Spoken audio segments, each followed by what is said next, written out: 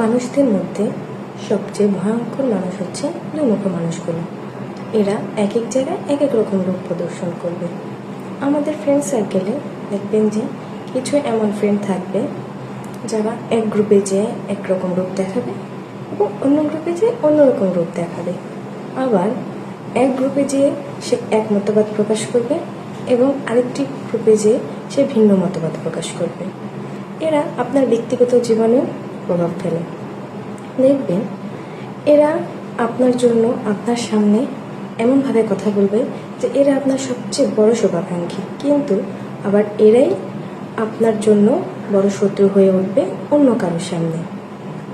তাই এরূপ মানুষ থেকে সর্বদা দূরত্ব বজায় রাখার চেষ্টা করুন, কেননা দুমুখো মানুষগুলো সর্বদা সবার জন্যই খারাপ প্রভাব ফেলে।